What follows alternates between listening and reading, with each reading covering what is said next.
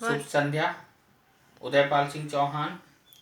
और आज मैं एक बेहद गंभीर विषय और जो बहुत विवादास्पद भी है उस पर बात करूंगा। विषय ईश निंदा। ईश निंदा ब्लास्फेमी यानी डिफेमेशन ऑफ गॉड। आप सभी के मन में ये प्रश्न आता होगा कि इसकी शुरुआत कब, कहाँ और कैसे हुई।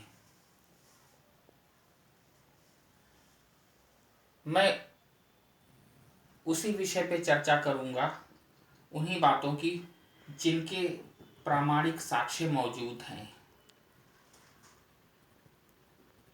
इतिहास की जानकारी के अनुसार ईश निंदा के जो सबसे प्रारंभिक स्रोत हैं वो बाइबल के ओल्ड टेस्टामेंट में मिलते हैं।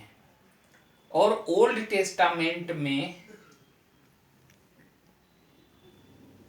इसके बारे में ये बताया गया है कि अगर कोई व्यक्ति ईश्वर की निंदा करता है तो उसे दंड दिया जाना चाहिए, यानी कि उसे अपराध माना गया है। पाप और अपराध में एक अंतर समझ लेना चाहिए कि पाप वो होता है जिसकी सजा ईश्वर देता है और अपराध वो होता है जिसकी सजा मनुष्य द्वारा बनाए गए दंड विधानों के अंतर्गत दी जाती है।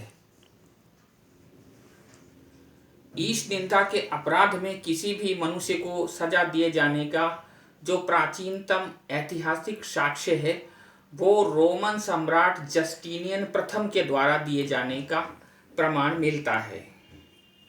और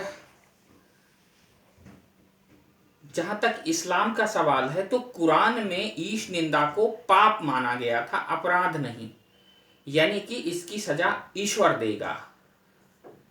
और फिर भी ईश निंदा के अपराध में मध्यकालीन समय में एक सूफी संत को मृत्युदंड दिया गया था जिसने अनहलक अपने आप को कहा था। अनहलक मतलब अहम ब्रह्मास्मि। इसी तरह से हमारे सत्य सनातन धर्म में भी ईश निंदा को पाप माना गया है लेकिन अपराध नहीं माना गया है। ईश निंदा के लिए किसी भी व्यक्ति को दंड दिए जाने का प्रावधान हमारे यहाँ सत्य सनातन धर्म में नहीं है। बहुत सारे उदाहरण मिलते हैं प्राचीन भारत में। सत्य सनातन धर्म में शास्त्रार्थ की बहुत ही सम्मानित परंपरा रही है। शास्त्रार्थ के दौरान कई बार लोग असहज हो जाते थे, जिसका एक प्राचीनतम उदाहरण वैदिक साहित्य में मिलता है याज्ञवल्क्य और गार्गी के संवाद में। जब गार्गी याज्ञवल्क्य से बहुत सारे प्रश्न करती है और जब वो ब्रह्म के ऊपर प्रश्न करती है तो याज्ञवल्क्य उत्तेजित हो जाते हैं और वो कहते हैं कि अगर तुम ब्रह्म के ऊपर प्रश्न करोगे तो तुम्हारा सिर गिर पड़ेगा, यानी सिर काट दिया जाएगा। काट दिया जाएगा याज्ञवल्क्य नहीं कहते हैं, पतिष्यति शब्द का इस्तेमाल करते हैं, यानी कि गिर पड़ेगा। उसका डर दिखाते हैं ब्रह्म का। तो गार्गी भी उनसे ये कहती है कि इस सवाल का अगर तुम उत्तर नहीं दोगे तो तुम्हारा भी सिर गिर पड़ेगा। हालांकि याज्ञवल्क्य और गार्गी बाद में परिणय सूत्र में बंध जाते हैं। यहां इस प्रसंग की चर्चा करना इसलिए जरूरी है कि शास्त्रार्थ में कई बार लोग असहज हो जाते थे, लेकिन सत्य सनातन धर्म में किसी भी तरह का मनुष्य द्वारा दंड दिए जाने का प्रावधान नहीं था ईश निंदा के लिए। एक उदाहरण रामचरितमानस में गोस्वामी तुलसीदास जी के द्वारा मिलता है, जहां पे ऐसा लगता है कि वो उस समय तक आप जानते हैं कि भारत में ईसाई और इस्लाम का आगमन हो चुका था और अब उनका प्रभाव गोस्वामी तुलसीदास जी के ऊपर था या नहीं, या क्या बात थी, इसके बारे में बता पाना बहुत मुश्किल है। लेकिन उन्होंने लिखा है रामचरितमानस में कि हरि हरि निंदा सुनई जो काना, होई पाप गौघात समाना, की काटे ते जिभ्या धाई, श्रवण मुँह दिनत जाय पराई। यानी कि अगर कोई ईश्वर की निंदा अपने कानों से सुनता है तो ये गौ हत्या के समान है। या तो उस व्यक्ति की जीभ काट लेनी चाहिए या फिर कान बंद करके वहाँ से भाग जाना चाहिए। इसके अलावा सत्य सनातन धर्म के किसी भी ग्रंथ में ईश निंदा के बारे में कोई जानकारी नहीं मिलती है। यहाँ तक कि हमारे यहाँ एक कन्नौजी भाषा के कवि ने तो भगवान से भी मजाक करने से भगवान को भी नहीं छोड़ा है। उसने लिखा कि सुकुमारता देखी कुमारी लजय मन डोले अहिरन छोरन के, जो पे नंद लला तुम होते ललितो करे कटी जाते करोड़न के। तो इस तरीके से भगवान से भी मजाक करने से नहीं छोड़ते थे। और अभी 50-60 साल पहले की बात है, हरिमोहन झा की एक पुस्तक आई थी, आप में से कुछ लोगों ने पढ़ी होगी, खट्टर काका के नाम से।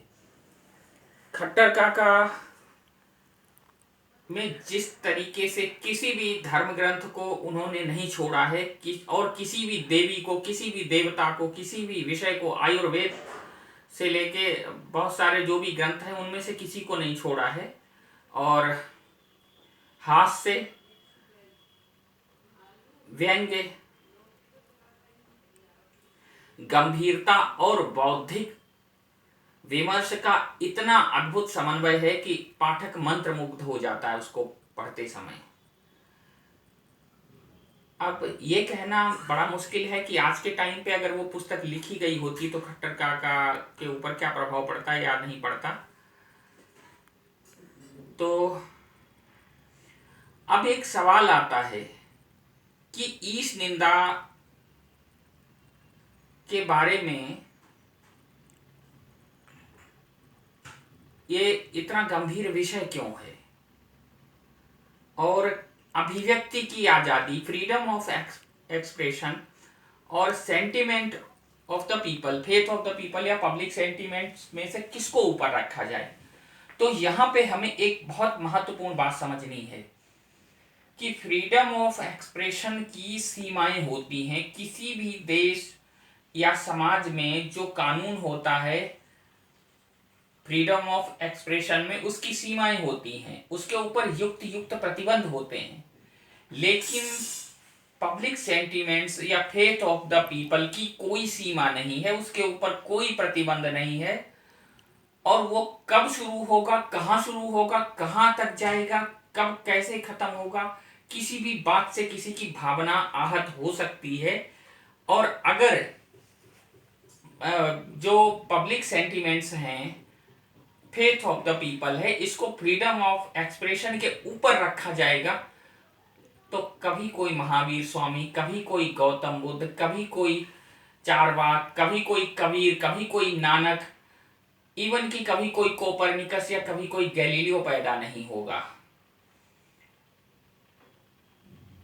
कभी भी ऐसा समय आ सकता है और आता है जब मानव की जिज्ञासा प्रवृत्ति सदियों से स्थापित सत्य के आवरण को चीर के उसका पुनर्मूल्यांकन करना चाहती है। और इस जिज्ञासा प्रवृत्ति को रोकने के परिणाम बेहद गंभीर हो सकते हैं। इसलिए फ्रीडम ऑफ एक्सप्रेशन को हमेशा पब्लिक फेथ के ऊपर रखना चाहिए। और फ्रीडम ऑफ एक्सप्रेशन जो है वो सबके लिए है, अभिव्यक्ति की स्वतंत्रता सबके लिए है, मेरे लिए भी है, आपके लिए भी है, और उसके ऊपर प्रतिबंध भी हैं। और जो लोगों की भावना है, भावना जो ठेस लगती है या आहत होती है, उसको ऊपर इसलिए नहीं रखा जा सकता क्योंकि उसकी कोई सीमा नहीं। अगर उसकी सीमाएं होती तो उस पर भी विचार किया जा सकता था। कहाँ किसकी भावना आहत हो जाएगी इसका पता लगाना संभव नहीं है।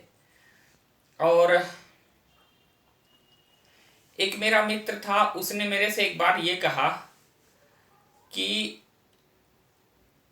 जो आप सत्य सनातन धर्म क्यों इस्तेमाल करते हो, आप हिंदू धर्म क्यों नहीं इस्तेमाल करते हो। तो मैंने उसको समझाया, मैंने कहा कि जो हिंदू शब्द है ये फारसी भाषा का शब्द है और ये 11वीं शताब्दी में आया है। और इसका प्रयोग सबसे पहले अल बरूनी ने अपनी पुस्तक तहरीक ए हिंद में किया है। हमारे जो सत्य सनातन धर्म के जो ग्रंथ हैं, जिनमें 4 वेद हैं, वेदांग हैं, शिक्षा, कल्प, व्याकरण, निरुक्त, छंद और ज्योतिष, इसके अलावा उपवेद हैं, स्मृतियां हैं, सूत्र हैं, आरण्यक हैं, उपनिषद हैं, ब्राह्मण ग्रंथ हैं, स्मृतियों में जो भी नारद, बृहस्पति, मनु, पारसर, याज्ञवल्क्य और कात्यायन की स्मृतियां हैं। इसके अलावा 6 दर्शन है, वेदांत, मीमांसा, सांख्य, योग, न्याय, वैशेषिक, और 2 महाकाव्य रामायण और महाभारत, और धर्म ग्रंथ गीता है। इनमें से किसी में भी हिंदू शब्द का उल्लेख नहीं है, इसलिए मैं इसका इस्तेमाल नहीं करता हूं। और दूसरी बात की व्याकरण की दृष्टि से भी ये जो है वो उतना दुरुस्त नहीं है, उतना परिष्कृत नहीं कहा जा सकता, क्योंकि हिंदू जो फारसी भाषा का शब्द है और धर्म संस्कृत का है, तो दोनों को जब हम मिला के बोलते हैं तो व्याकरण वाला जो है उसकी भी भावना आहत हो सकती है। वो कह सकता है कि तुम व्याकरण का अपमान कर रहे हो। तो मैंने उससे कहा कि देखो, अगर कोई हिंदू धर्म का हिंदू शब्द का इस्तेमाल करता है तो भी गलत नहीं है, और आपकी भावना आहत नहीं होनी चाहिए, क्योंकि वो एक जैसे इंसान के 2 नाम होते हैं, एक ऑफिशियल होता है, एक घरेलू होता है। तो सत्य सनातन धर्म ही वास्तविक इस धर्म का नाम है, और जो हिंदू धर्म है ये अलबरूनी हिंदू शब्द जो आया है, और मैं हिंदू के साथ धर्म शब्द इस्तेमाल नहीं कर सकता हूँ, सनातन के साथ ही कर सकता हूँ, क्योंकि 2 भाषाओं के अलग अलग शब्द हैं।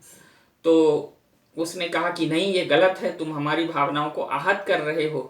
तो मैंने कहा कि अच्छा ठीक है, अगर आप इसको मानते हो तो एक थैंक यू तो बनता है अलबरूनी के लिए। तो फिर खैर बात खत्म हो गई। तो कुल मिला के जब हम फ्रीडम ऑफ एक्सप्रेशन की बात करते हैं तो हमें एक चीज बहुत महत्वपूर्ण समझ लेनी चाहिए कि हमारा जो स्टैंड है वो क्लियर होना चाहिए, दोहरा आचरण नहीं होना चाहिए कि जब दूसरे धर्म का मामला आएगा तो हम अभिव्यक्ति की आज़ादी की बात करेंगे, फ्रीडम ऑफ एक्सप्रेशन की बात करेंगे, और जब उसके साथ जाएंगे फ्रीडम ऑफ एक्सप्रेशन के साथ, और जब हमारे धर्म का मामला आएगा तो हम पब्लिक सेंटिमेंट्स या फेथ ऑफ द पीपल के साथ जाएंगे। तो इसलिए जो है, जो अभिव्यक्ति की आज़ादी है वो सर्वोच्च है। और जो लोग, कुछ लोग ऐसे काम करते हैं जैसे किसी धर्म ग्रंथ को फाड़ देना, फाड़ के फेंक देना, ये फ्रीडम ऑफ एक्सप्रेशन नहीं है, और इसके लिए जो है उनको कुछ पनिशमेंट मिलना चाहिए। लेकिन पनिशमेंट का मतलब गला काट देना बिल्कुल नहीं है। और दूसरी बात की किसी चित्र का जवाब चित्र हो सकता है, आर्टिकल का जवाब आर्टिकल हो सकता है, और जो लेख है, कविता का जवाब कविता हो सकता है, क्योंकि स्याही का जवाब बारूद नहीं हो सकता है, कलम का जवाब लोहा नहीं हो सकता है। और अगर ऐसा किया जाएगा तो जैसे कुछ लोग, जो लोग ऐसा करते हैं, अतिवादी लोग, कि ईश निंदा के अपराध में किसी की हत्या करके वो लोग ये मान लेते हैं कि जो ईश निंदा करने वाले लोग हैं वो डर की चादर ओढ़ के कांपने लगेंगे। दरअसल ऐसा नहीं होता है, बल्कि दूसरे समुदाय के जो हार्ड लाइनर हैं उनकी बैटरी चार्ज हो जाती है। दुनिया में जितने भी हार्ड लाइनर हैं, इनकी जो कट्टरता की बैटरी है, इसको चार्ज करने का कोई चार्जर दुनिया में नहीं बना है। सभी धर्मों के जो लोग हार्ड लाइनर हैं ये एक दूसरे की बैटरी चार्ज करते हैं।